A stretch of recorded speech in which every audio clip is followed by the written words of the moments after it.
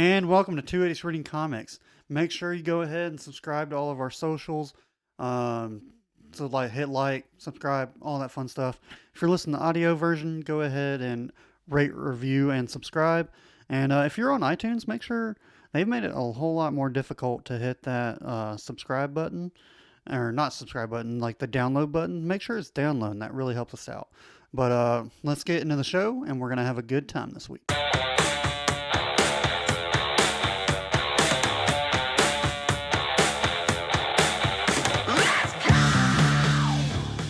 And welcome to the best damn book club on the internet. This is 280 Reading Comics. I'm Ryan Talmadge. That's Davis Crocker.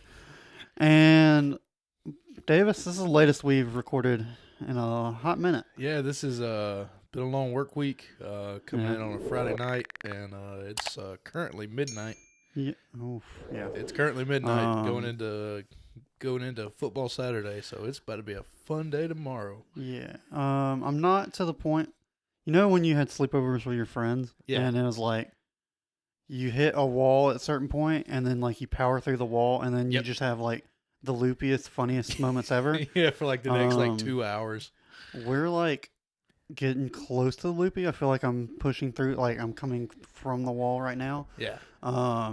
So these later episodes might be a little weird, but Might get a little loopy. Yeah. I haven't had enough booze yet, so we'll see how that goes. Yeah. Shakes are getting a little real, losing the alcohol buzz.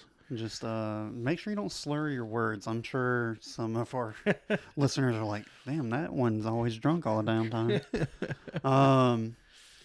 But this week and next week, we are reading Avengers Vs X-Men, the part 1 and 2 we've been promising for a while.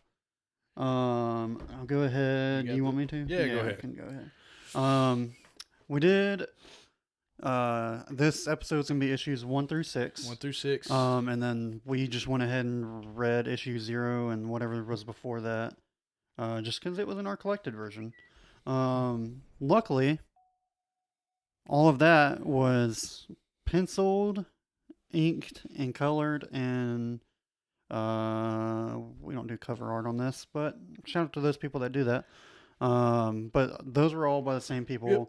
But all the scripts were by different people, so and they called them scripts, not writers, which was this does say writer. Well, some of them say writers. Say script.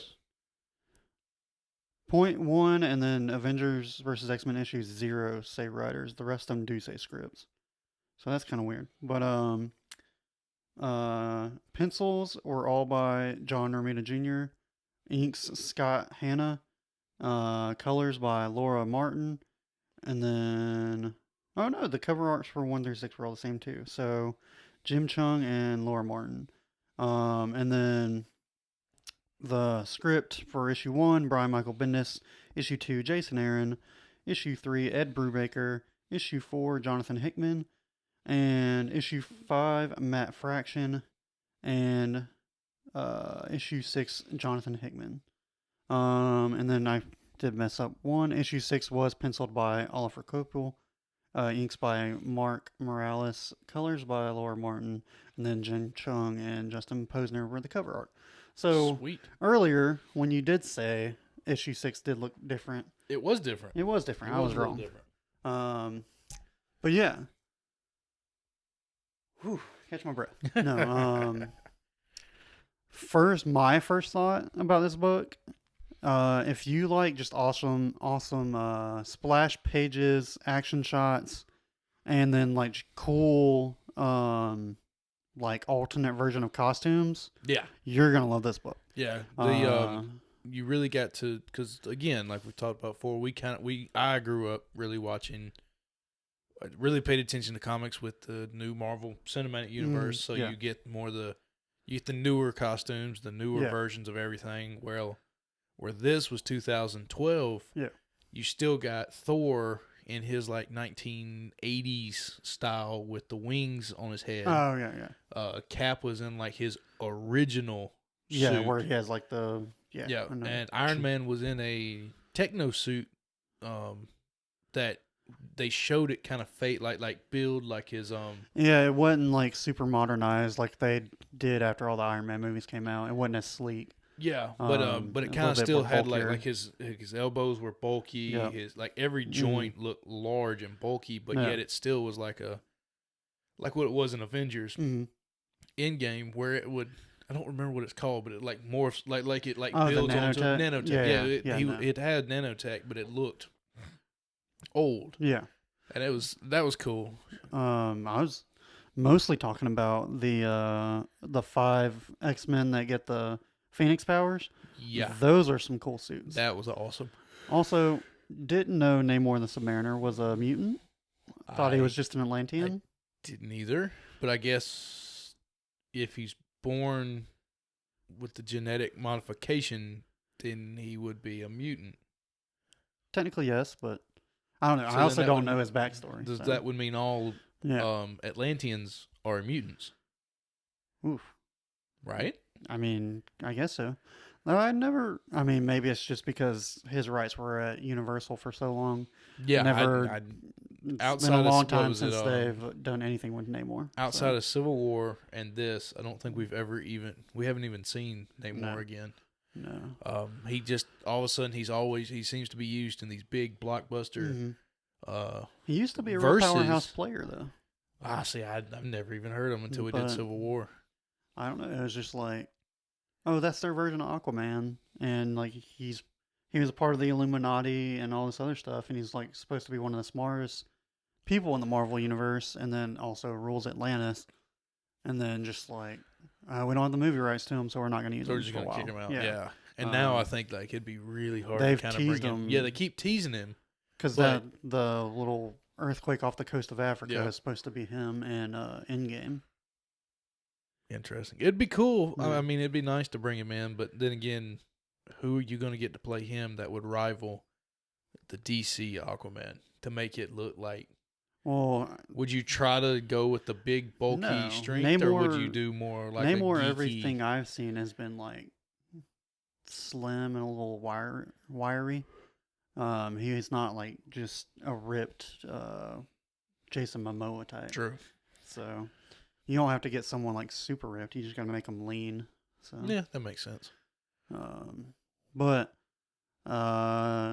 what'd you like about the first 6 issues? So what was getting me is with just reading the first 6 is you kind of get to about issue 5 and you're sitting there going, okay, this is the climax. Like this seems like we could resolve this right here, and we get to issue 6 and they have the after war talk. Okay, guys, y'all fucked up.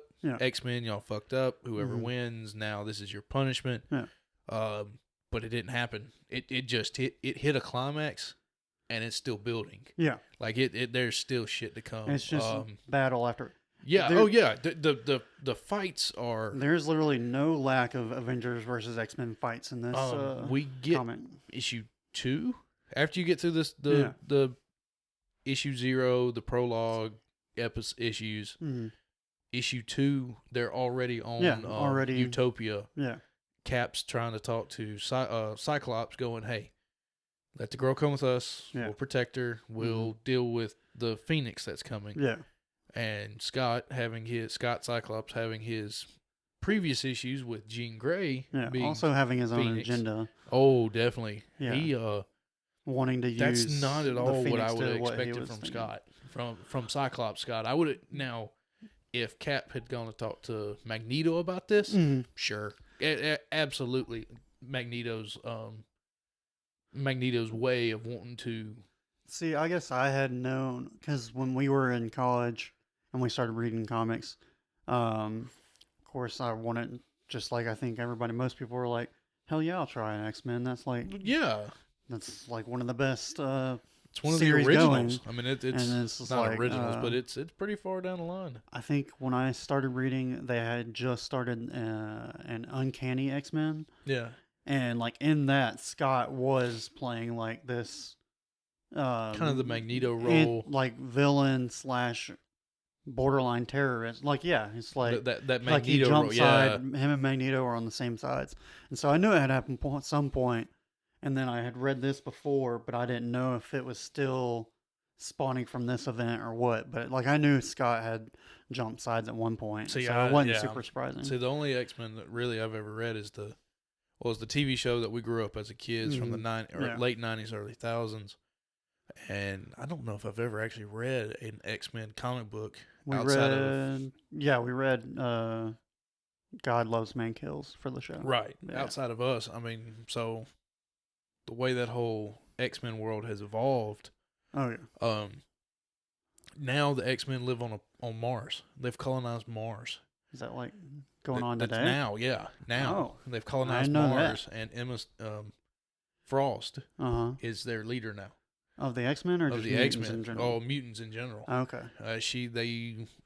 It's a whole they've gone from we're just gonna have a island off the coast of California to now. Did you start reading X-Men? No, it's been on. I follow some of the comic podcasts, and they've been showing. I gotcha. Been showing clips and cutscenes from it, or not cutscenes, but pages. Yeah.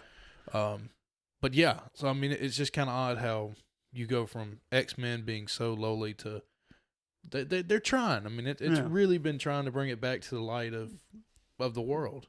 Well, yeah, I mean, are you talking about the actual, like, in the book, the X-Men? Yeah, like in the book X-Men. No, TV X-Men. Yeah, TV X-Men. Well, no, I was like, well, X-Men used to be, like... Yeah, that's what I mean. The number one book even, back in the day. Yeah, comics, late 90s, 2000s. I mean, that was... X-Men was the book that was the shit. And now, of course, you had Marvel that took over, so all Marvel books have become a huge thing. Again, like... DC has become a huge thing now. When Universal, before they got... Not Universal, Fox saw the MCU and they're like, screw it, we got to reboot all this back up. Yeah. And before Disney bought them out, Marvel was like, oh, really? Okay. We're going to have this mysterious gas kill all the mutants. And guess who's getting a giant push? The Ultimate? Who are those? Who were the characters? They got a TV show, but it was ended up supposed to be in a movie. It's got the lady with the red hair and the dog and oh my gosh, this is gonna kill me. Inhumans. Inhumans. They started pushing Inhumans like crazy. Inhumans. They had the whole show with the Shield people. Yeah. Because they were like, we don't have X-Men, but we have Inhumans. Our version of X-Men Light that somehow are different from X-Men. Yeah, fucking weird. And they're still around. Yeah, they're still around, but like once they found out they were gonna buy Universal, they were like, actually, Fox. We're not gonna do that show. Yeah, Fox. I don't know why I keep saying Universal. But it's just got it. But this gets really good. Again, it's just this first 6 has been a lot of fighting. Mm-hmm. Mainly over this girl named Hope. Yeah.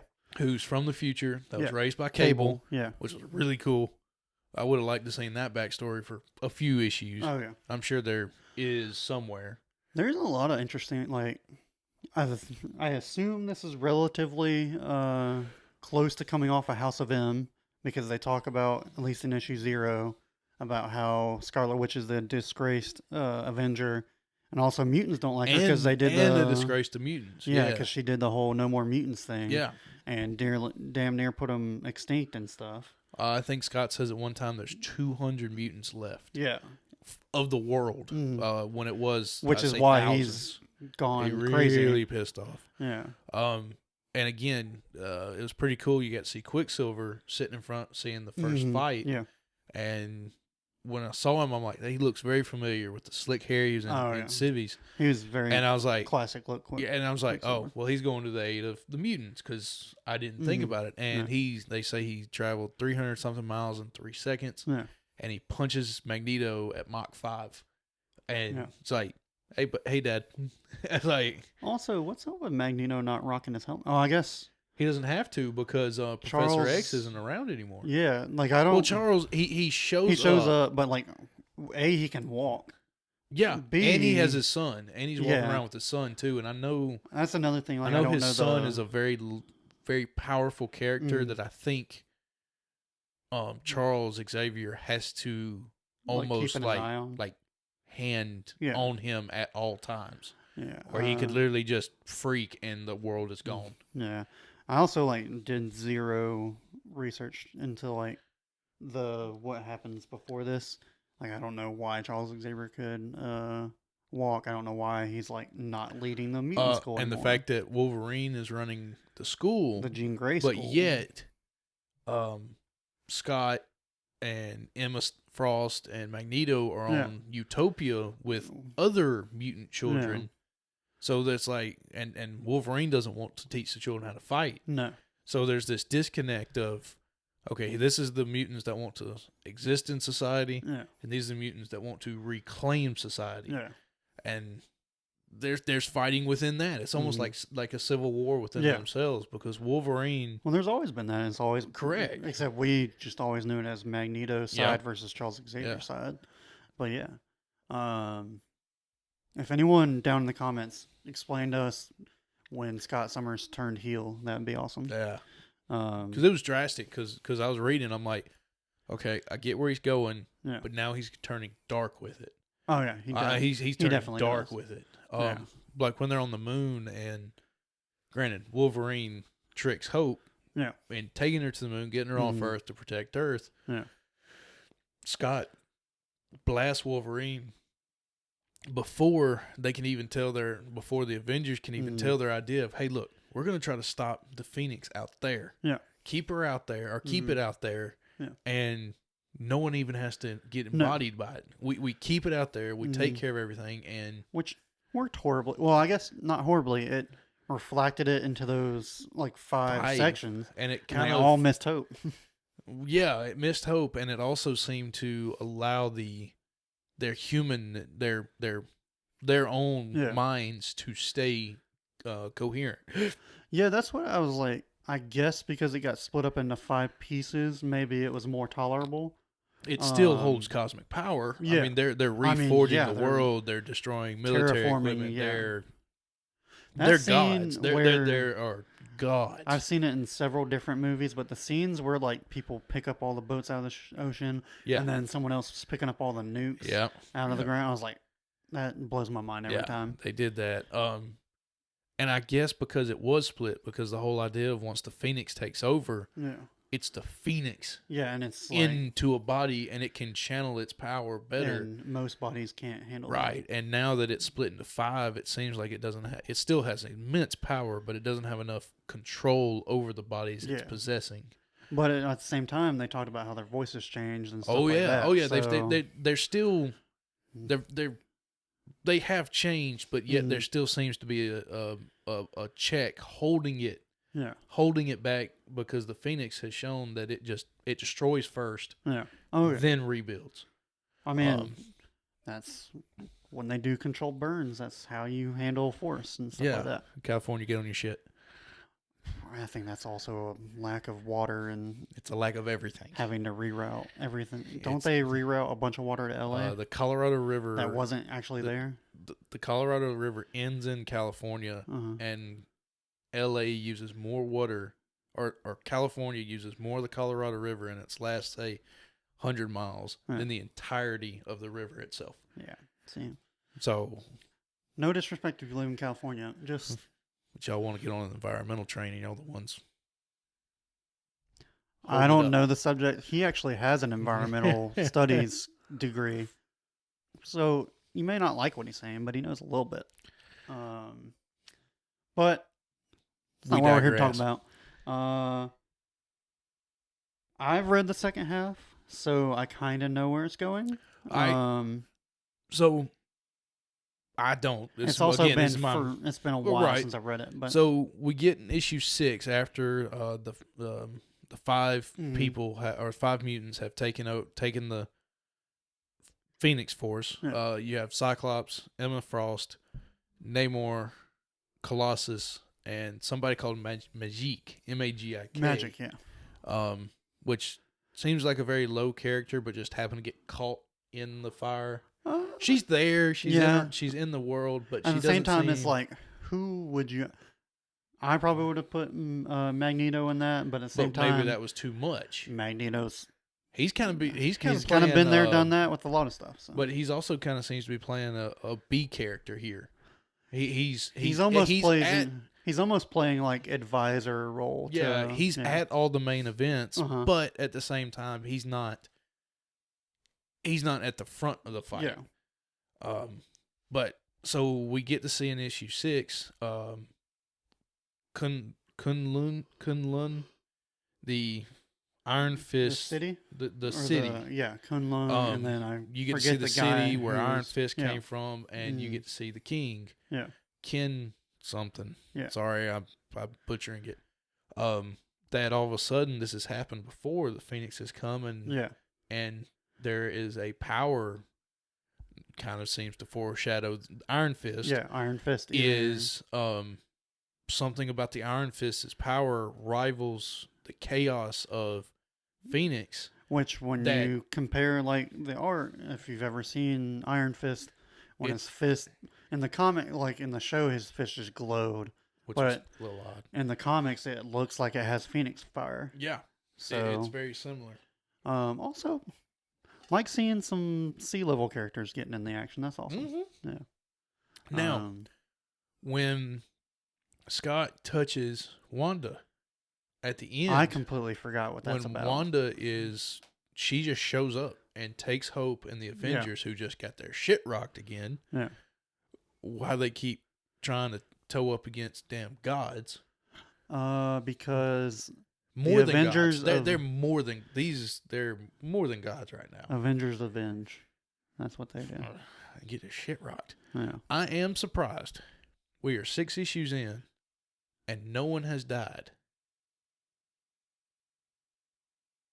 Yeah, I guess you're right. You know who should have died?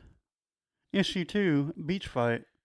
The Thing and Luke Cage. Oh, the Thing and Luke Cage just have a all-out brawl underwater with Namor. Let's fight Namor underwater. Like, all-out brawl. I'm going to go fight a shark in the ocean. No. And I'm a human. Let's go see how that works. They're going to be a million times faster and stronger. That didn't make sense. And there was another scene where... surprises me the Thing can swim. But apparently well, and so can Luke Glad Cage. He can, but... there was another one. Somebody got... Wolverine can heal fast enough, it doesn't matter. Cap literally put his shield in the back of his neck, which would have killed everyone. Magneto taking a punch from his son at Mach 5 should have killed him. Yeah, probably. But it is Magneto, so it's kind of... Yeah. But it just... I get that they probably didn't want to actually kill anybody because then you got to bring them back later. Yeah. But you got a big story like this. Pick a B character that's on the fringe and kill him. Give something... I don't know. It seems to be missing... I think this was 2012. Yeah. And I can't remember when Walking Dead and Game of Thrones and all those shows that will just kill off it would have been happening. It would have been happening around that time. Yeah, so we weren't used to having stuff where anybody can get got at any time. That is true. So. That is more of a Walking Dead and also like I don't think it for me at least it didn't detract anything. Well, it doesn't detract anything, but you know how like when Scott's talking about we need to pull more mutants from their side to our side. Yeah. I would have seemed like a death could have really been the key to. They're just not. You're talking about like what? Not Giant Man. In Civil War, when the guy who can grow tall, when he dies, does. It kind of brought like everybody just kind of paused and went. Well, I don't remember I'm pretty sure people die in the back half, but I don't think they were. Because it was a 12-issue story arc and not a 6, I don't think they were ready to hit that emotional beat. Because technically we're only halfway in. That would be a very big beat early on. But I mean, other than that, it flows well. You at least in certain panels you get these 2 weeks later. Yeah. A month later. Oh, yeah. 2 days later. It kind of, it keeps track for you, but it's not like every page it's telling you what day it is. Oh, yeah. So you get a good feeling of, okay, we're moving forward in kind of some large chunks. Yeah. So you kind of get that feeling where some comics we've read is, this happened, now all of a sudden the baby's 6 months old and we haven't talked about. Yeah, no. There's definitely some of that. But, I mean, you heard some of the names I read off. Those are some of the best of the best. Yeah, Brian Michael Bendis. Yeah, and just the rest of them. All Ed Brubaker, who you should know by now, because I'm gonna post it on Instagram tomorrow because we're recording this in October. But we're reading Pulp as our indie this month. We've also read his. He wrote the Gotham Police book. We read GCPD. Gotham Central. Gotham Central. Gotham Central. And also just really good writer. But yeah, written by a lot of good people. I forgot where I was going with that point. But it's late, and I think we've gotten close to our time. Oh yeah, we're gonna be good. It's gonna be. We've been cutting some of these close, just barely hitting the 20-minute mark recently, and we're getting close to the 30-minute mark. So, hope you're not too annoyed with us. I'm really looking forward to reading the second half of this. Mm-hmm. It's really drawn me in. This is also one of those I would have hated to read this single issue at a time. Oh yeah, this one definitely seems like if I had single issues, I'd have been like, okay, 4 issues in, I probably would have been done with it. For sure. Because it like, okay, we're gonna fight, then we're gonna kind of take a break, and we're gonna fight, we're gonna take a break. So, but other than that, this is going very smoothly, and I'm enjoying it. Yeah. And if you like these part 1s, part 2s, make sure to let us know. Our Instagram and Twitter is at. Oh, I don't even know. Dang. I can pop it up right here. Yeah, pop it up here. Pop it up here. I think it's 2 Idiots at 2 Idiots RC. Yeah. Yeah, that's definitely it. 2 Idiots RC. Don't blame us for this, guys. We're bad at social media, and it clearly shows. But comment, let us know. We got our numbers from last month. They seemed to do pretty well, but it was also a pretty big book, so we got to see how people really like these part 1, part 2s. It allows us to read some bigger books and also still do continuous, but not just like, a 2-month continuous. So, but you already know what we're going to be reading next week. Issues 7 through 12, Avengers vs. X-Men. Yep. So we'll see y'all next Tuesday. Bye. Bye.